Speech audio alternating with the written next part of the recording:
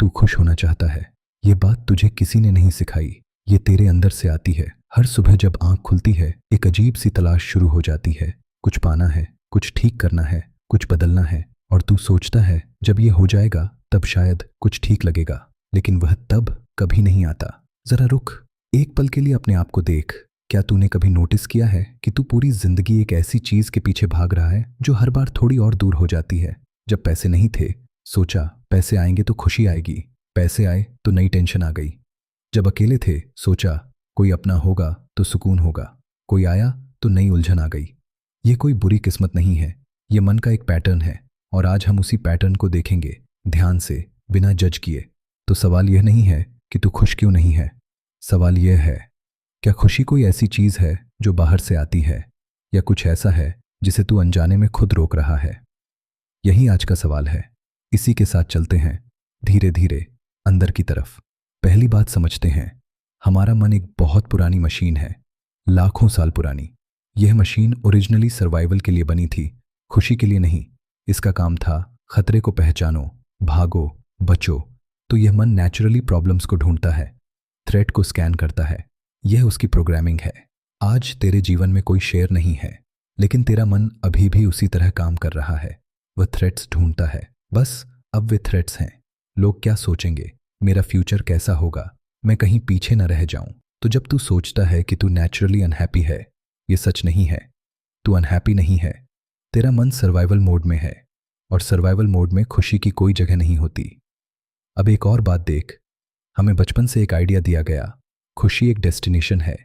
ये हो जाएगा तब खुश होंगे।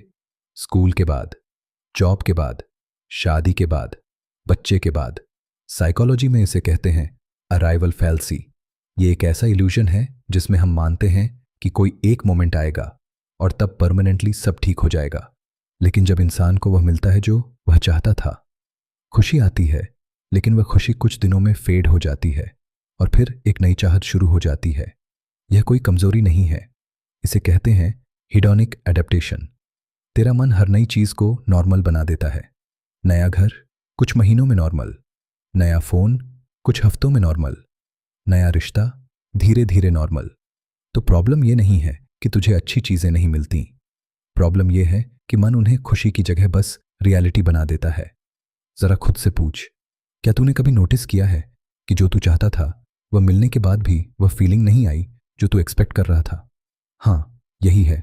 और यह तेरी गलती नहीं है, ये उस मशीन का काम है जो तेरे अंदर चल रही है। अब एक तीसरी लेयर देखते हैं जो शायद सबसे इंपॉर्टेंट है। हम खुशी को ढूंढते हैं बाहर, लेकिन जो चीज हमें सबसे ज्यादा डिस्टर्ब करती है वह होती है अंदर की आवाज। वह आवाज जो कहती है तू इनफ नहीं है, तूने जो किया वह कम था, दूसरे आगे निकल जाएंगे, तू कहीं ना कहीं फेल करेगा। यह आवाज बाहर से नहीं आती, ये तेरे अपने मन की प्रोजेक्शन है। साइकोलॉजी में इसे कहते हैं द इनर क्रिटिक। ये क्रिटिक बचपन में बना जब किसी ने कहा यह काफी नहीं है, जब कंपैरिजन हुई, जब कंडीशनल लव मिला। अगर तूने यह किया तो हम खुश होंगे। और धीरे धीरे वह बाहर की आवाजें अंदर की आवाज बन गई। अब तू खुद को वह सब कहता है जो कभी दूसरों ने कहा था। और यहां सबसे बड़ा ट्रैप है, जब ये इनर क्रिटिक बोलता है हम उससे भागते हैं, काम में बिजी हो जाते हैं, फोन में घुस जाते हैं, कुछ खा लेते हैं, कुछ देख लेते हैं। हम उस आवाज को सुनते नहीं, हम उसे दबाते हैं। लेकिन जो चीज दबाई जाती है वह खत्म नहीं होती, वह और जोर से वापस आती है। कार्ल जुंग ने कहा था जो तू अंदर से देखने से इनकार करता है वह बाहर तेरी जिंदगी में फेट बनकर आता है। यह सिर्फ फिलॉसफी नहीं है, ये हम सब ने कहीं ना कहीं एक्सपीरियंस किया है। तो फिर क्या करें? यह सवाल नेचुरली उठता है और मैं तुझे कोई फॉर्मूला नहीं दूंगा, क्योंकि जब तक प्रॉब्लम की जड़ नहीं दिखती सॉल्यूशन काम नहीं करता। जड़ यह है, हम खुशी को एक चीज मानते हैं, एक ऑब्जेक्ट जो मिलेगी तो टिकेगी। लेकिन जो लोग जेन्युइनली अपने जीवन में एक सर्टेन स्टिलनेस रखते हैं, वे खुशी को ढूंढते नहीं, वे बस उन चीजों को हटाते हैं जो उन्हें उससे दूर कर रही थीं। ये डिस्टिंक्शन बहुत इंपॉर्टेंट है। खुशी ऐड नहीं करनी होती, उन लेयर्स को हटाना होता है जो उसे ढक रही हैं। ये लेयर्स क्या हैं? पहली लेयर है कांस्टेंट कंपैरिजन।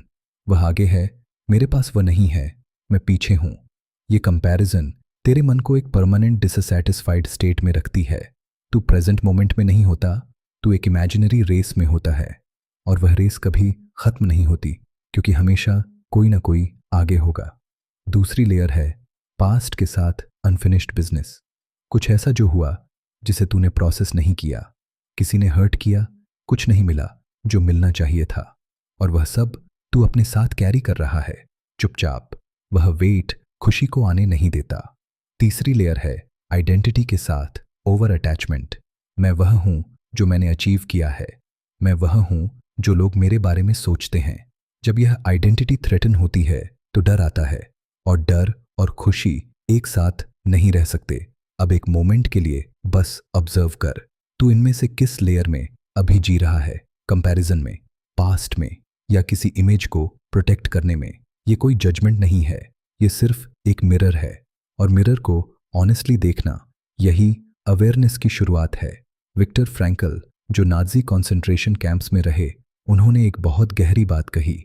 उन्होंने कहा, इंसान से सब कुछ छीना जा सकता है, लेकिन एक चीज नहीं, ये चुनने की फ्रीडम कि वह किसी भी सर्कमस्टेंस में कैसे रिस्पॉन्ड करेगा। ये सिर्फ एक कोट नहीं है, ये एक आदमी का लिव्ड एक्सपीरियंस है, जिसने सब कुछ खोया और फिर भी उसने अपने अंदर एक ऐसी जगह ढूंढी जहां कोई भी पहुंच नहीं सकता था। वह जगह अवेयरनेस की जगह थी। अरे, और यही है जो हम आज एक्सप्लोर कर रहे हैं। खुशी कोई फीलिंग नहीं है जो आती जाती रहे।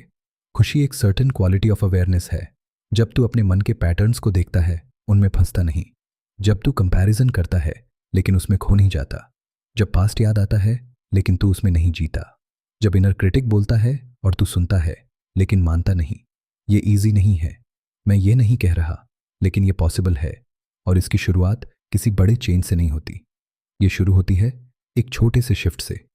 जब तू अगली बार अपने आप को अनहैप्पी फील करे, एक पल रुकना, और ये मत पूछना ये कैसे ठीक हो। ये पूछना, मेरा मन अभी किस पैटर्न में है? कंपैरिजन में, फियर में, पास्ट में, रेजिस्टेंस में। बस ये देखना, जजमेंट के बिना, फिक्स करने की कोशिश के बिना, सिर्फ देखना। क्योंकि जो चीज़ ऑब्जर्व हो जाती है वह ऑटोमेटिकली थोड़ी लूज होने लगती है। यह साइकोलॉजी है, ये तेरे अपने मन की नेचर है। हम अक्सर सोचते हैं, जब मैं अपनी प्रॉब्लम सॉल्व कर लूंगा तब मैं खुश रहूंगा। लेकिन लाइफ में प्रॉब्लम्स हमेशा रहेंगी। वे शेप बदलती हैं लेकिन जाती नहीं। और अगर तू खुशी को प्रॉब्लम्स के जाने से टाई कर दे तो तू कभी खुश नहीं होगा।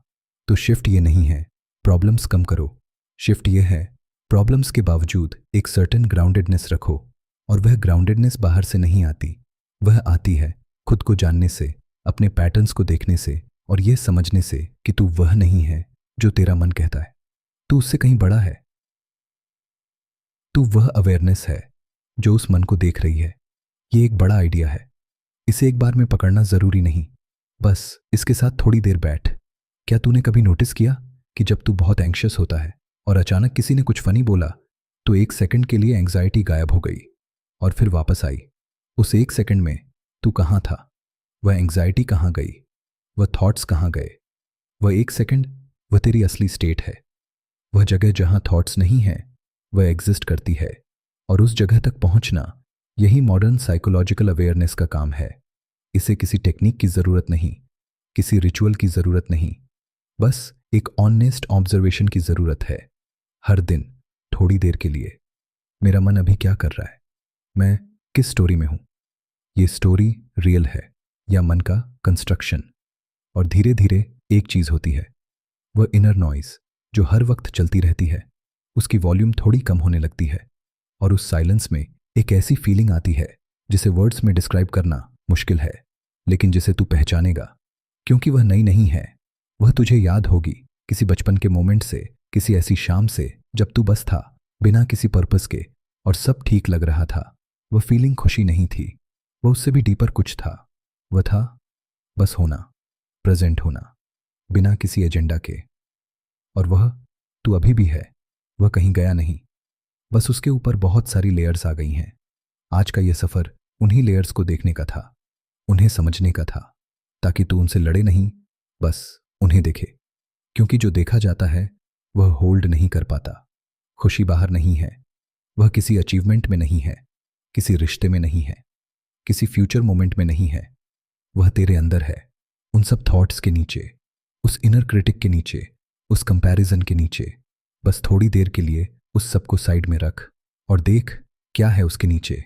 शायद आज नहीं दिखेगा, शायद कल, शायद धीरे धीरे, लेकिन जब दिखेगा तू समझेगा कि तू जो ढूंढ रहा था वह हमेशा से वहां था।